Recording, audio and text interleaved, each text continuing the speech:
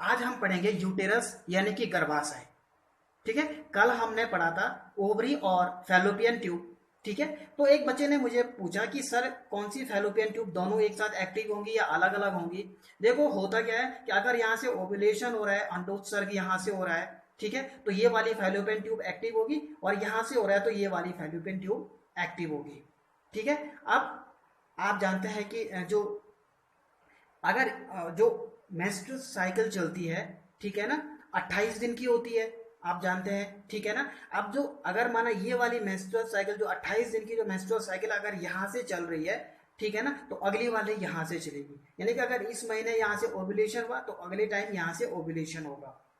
ठीक है, हाँ, तो आ जाते हैं हम आपने आज के टॉपिक पे, यूटेरस यानी कि यूटेरस को गर्भाशय कहते हैं, और इसका अगला दूसरा नाम है वुम्ब भी इसको कहते हैं। ठीक है, वुम्ब भी इसको कहते हैं, और इसको चाइल्ड बियरिंग ऑर्गन भी कहते हैं। चाइल्ड बियरिंग ऑर्गन मतलब इसको सिंपल भाषा में हम कहते हैं बच्चादानी घरों में। ठीक है, इसका जो आकार होता है इस तरह से उल्टी नाशपाती जैसा, आप देख रहे हैं ये उल्टी नाशपाती जैसा आकार है। ठीक है, इसका जो ऊपर वाला भाग है इसको कहते हैं यूटेराइन इनफंडस फंडस। ठीक है, और इसके अंदर एक कैविटी होती है, और इस कैविटी को कहते हैं यूटेराइन कैविटी। ठीक है भाई, हाँ, इसका जो ये ऊपर वाला भाग है इसको कहते हैं ऊपर वाला 1/1 भाग होता है पूरे यूटेरस का। ठीक है, इसको कहते हैं बॉडी ऑफ यूटेरस, यूटेरस की बॉडी, और जो नीचे वाला भाग है इसको कहते हैं सर्विक्स, ये नली के आकार का शकरा भाग है। ठीक है भाई, हाँ, तो यहाँ पर देखिए जो ये जो सर्विक्स वाला भाग है ये भी यूटेरस का ही पार्ट होता है, लेकिन फर्क इतना है कि ये थोड़ा चौड़ा, ये सकरा होता है, और ऊपर वाला भाग क्या होता है, चौड़ा होता है। अब इसका जो साइज है वो चेंज होता रहता है, जैसे कि जो प्रेग्नेंट महिला होती है उसमें गर्भाशय का साइज बढ़ जाता है, लेकिन एक कॉमन महिला जो प्रेग्नेंट नहीं है उसमें इसका जो साइज होता है, इसकी जो लेंथ होती है लगभग 7.5 सेंटीमीटर इसकी लेंथ होती है, और 5 सेंटीमीटर इसकी चौड़ाई होती है, 2.5 सेंटीमीटर ये थिकनेस होता है, और लगभग 30 से 60 ग्राम इसका वेट होता है। ठीक है भाई, हाँ, और ये दो भाग में डिवाइड होता है, ऊपर वाला भाग में नर्वस यूटेरस बॉडी, और नीचे वाला सर्विक्स, सर्विक्स भी इसी का पार्ट होता है। ठीक है, अब देखो यहाँ पर जो सर्विक्स होता है, सर्विक्स इसके अंदर भी एक कैविटी होती है, एक नाल जैसी होती है सर्विक्स के अंदर, इसको कहते हैं सर्विकल कैनाल, सर्वाइकल कैनाल, और नीचे वेजाइना, जो वेजाइना में आके खुलती है, और सर्वाइकल कैनाल और वेजाइना दोनों मिलकर के बर्थ कैनाल बनाते हैं।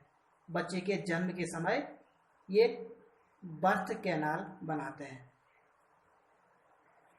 ठीक है भाई, तो बर्थ कैनाल किस किस से मिलकर बनी होती है, सर्वाइकल कैनाल और वेजाइना से मिलकर के बनी होती है।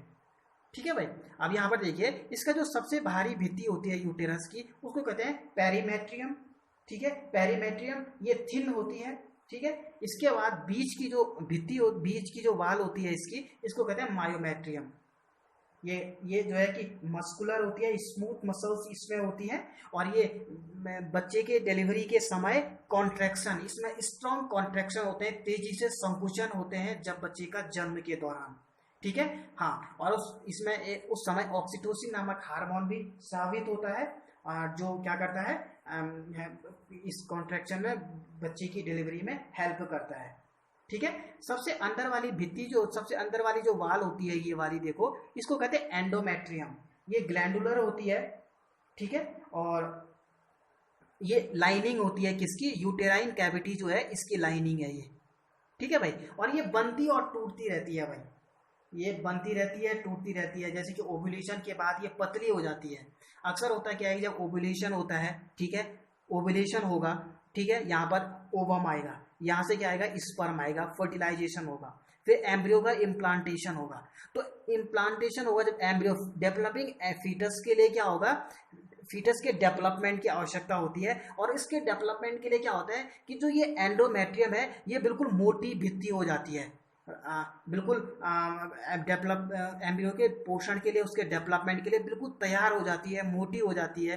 ठीक है ना, हाँ, और एक्टिव हो जाती है। लेकिन जब क्या होता है, फर्टिलाइजेशन नहीं होगा, एम्ब्रियो नहीं बनेगा, स्पर्म नहीं आएगा, तो मेंस्ट्रुअल साइकिल के दौरान क्या हो जाता है, उसके बाद आपने देखा होगा कि मेंस्ट्रुअल साइकिल में ब्लडिंग होती है, ब्लड निकलता है। तो वो ब्लड कुछ नहीं होता है, वो बल्कि क्या होती है, जब फर्टिलाइजेशन नहीं होता है तो ये टूट जाती है। इसको अब एम्ब्रियो के डेवलपमेंट की आवश्यकता तो होती नहीं है, क्योंकि एम्ब्रियो तो बना नहीं, इसलिए ये वाल फिर से टूटने लग जाती है, और उस टूटी हुई वाल इस एंडोमेट्रियम के फ्रेगमेंट्स ही उस ब्लड्स में निकलते हैं।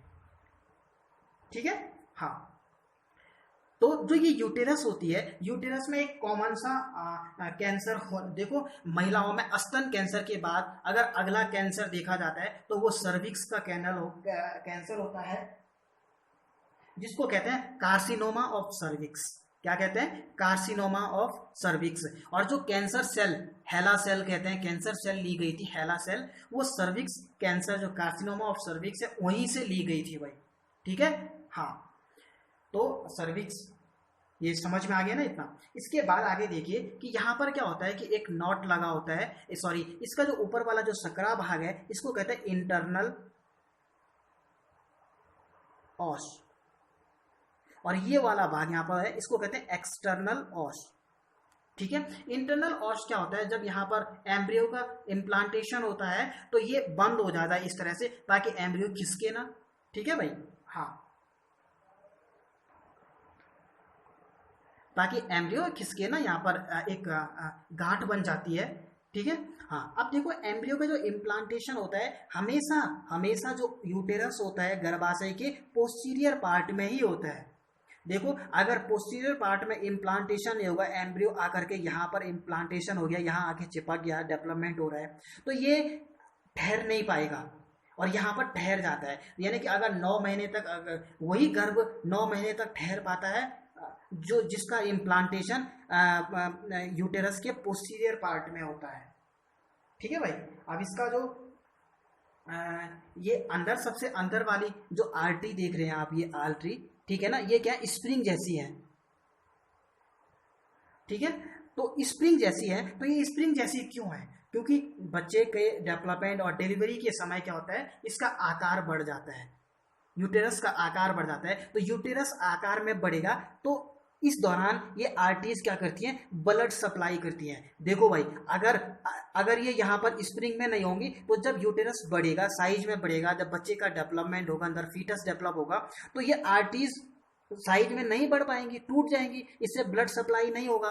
तो इसलिए ये स्प्रिंग जैसी होती है, ताकि जब एक्सपांड करे, ओवरी एक्सपांड करे, तो उस दौरान क्या हो कि ये क्या करे, ये भी बढ़ जाएं, ये भी खुल जाएं, और उस दौरान यूटेरस में क्या करे, ब्लड सप्लाई अच्छे से हो पाए। देखो भाई, यहाँ ये स्प्रिंग के आकार की नहीं है, क्योंकि यहाँ पर कोई संकुचन नहीं होता है, या कोई वृद्धि नहीं होती है किसी अंग की, लेकिन यहाँ पर क्या होता है, ये साइज में बढ़ता है थ्रू बच्चे के जन्म के समय। तो ये ब्लड सप्लाई में उस समय हेल्प करता है, ये भी खुल जाती है। ठीक है भाई। और इसका अब देखते हैं यूटेरस का फंक्शन क्या है, इसका कार्य क्या है। एक तो हम कह सकते हैं implantation of embryo in pregnancy. ठीक है। प्रेगनेंसी के दौरान एम्ब्रियो का इम्प्लांटेशन करता है। Feeding of developing embryo, developing embryo को फीड करता है। ठीक है। इसके अलावा बच्चे के डिलीवरी के समय ये क्या करता है, इसमें कॉन्ट्रैक्शन होते हैं और तेजी से संकुचन होता है, जो बच्चे के डिलीवरी में हेल्प करता है। इसके अलावा ये नॉन प्रेग्नेंट महिला में मेंस्ट्रुअल साइकिल में भी रोल प्ले करता है। ठीक है। आगे देखिए वेजाइना। ठीक है। तो जो वेजाइना होती है, वेजाइना ये कैसा है, ये इलास्टिक मस्कुलर ट्यूब होती है, और ये हाईली हम कहते हैं डिस्टेंसिबल होती है भाई। और इसका जो स्थित होती है, ये कहाँ स्थित होती है, इस वाले डायग्राम में देखिए, ये जो ये रेक्टम है, ये है वेजाइना, रेक्टम के आगे स्थित होती है और यूरिनरी ब्लैडर के ठीक पीछे स्थित होती है। ठीक है भाई।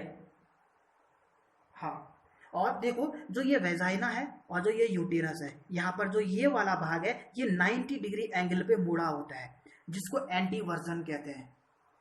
ठीक है भाई। और ये यूरिनरी ब्लैडर है, यूरिनरी ब्लैडर के ठीक बिहाइंड में क्या होती है, वेजाइना होती है, और रेक्टम के ठीक फ्रंट में होती है भाई वेजाइना, ये इंटरनल पार्ट है वेजाइना। ठीक है। हाँ, तो इस अब देखिए जो वेजाइना की जो एपिथेलियम होती है, वेजाइना की एपिथेलियम में ग्लाइकोजन स्टोर होता है भाई, वेजाइना की एपिथेलियम में ग्लाइकोजन स्टोर होता है, और यहाँ पर वेजाइना में एक तरह के बैक्टीरिया ग्रो करते हैं जो लैक्टोबैसिलस बैक्टीरिया यहाँ पे ग्रो करते हैं। अब इनका काम क्या है भाई लैक्टोबैसिलस बैक्टीरिया का? यहाँ पर देखो इसका जो पीएच होता है वेजाइना का वो 4 से 5 तक होता है, यानी कि स्ट्रॉन्ग एसिडिक होता है। और ये बैक्टीरिया जो होते हैं ये वेजाइना के पीएच को मेंटेन रखते हैं। अगर वेजाइना का पीएच मेंटेन नहीं होगा तो यहाँ पर बैक्टीरियल इन्फेक्शन होने की संभावना बढ़ जाती है। तो इसलिए ये बैक्टीरिया जरूरी होते हैं वेजाइना के लिए, ताकि यहाँ पर पीएच मेंटेन रहे और कोई दूसरा बैक्टीरिया जो इन्फेक्शन कर दे ऐसा बैक्टीरिया यहाँ पर ग्रो ना करे। ठीक है भाई। तो कभी कभी यहाँ पर जब बैक्टीरियल इन्फेक्शन होता है तो इसके सिम्टम्स क्या होते हैं, जैसे कि वेजाइना से गाढ़ा पीला पदार्थ का निकलना, और या सेक्सुअल इंटरकोर्स के दौरान क्या होता है ब्लड का निकलना। ये वेजाइना के हमें इससे हमें इसको देख करके ऐसा लगता है कि वेजाइना में इन्फेक्शन हो गया है। तो इसके लिए जैसे कि आपने टीवियों में देखा होगा कि ऐड आता है वी वॉश करके आता है, और वो कहता है कि जो वी वॉश होता है वो वेजाइना का पीएच को डिस्टर्ब नहीं करता है। लेकिन जैसे कि साबुन का अगर यूज करेंगे तो साबुन क्या कर देगी, छारिया होती है और इसके पीएच को डिस्टर्ब कर सकती है। तो इसलिए हमें स्पेशल इस तरह के वॉश जो आते हैं मार्केट में डॉक्टर की सलाह लेकर के हम इनका यूज कर सकते हैं, जैसे वी वॉश हो गया या फिर कोई अदर डॉक्टर की सलाह लेकर के हम उसका इस्तेमाल कर सकते हैं। और इसके अलावा जो वेजाइना का कार्य होता है वो क्या होता है, सेक्सुअल इंटरकोर्स के दौरान ये स्पर्म को शुक्राणुओं को रिसीव करती है, या पॉपुलेशन के दौरान ये शुक्राणुओं का रिसीव करती है। कौन? वेजाइना। ठीक है, आज हमने वेजाइना और यूटेरस के बारे में पढ़ा। कल हम पढ़ेंगे एक्सटर्नल जेनेटाइला और mammary glands. All the best.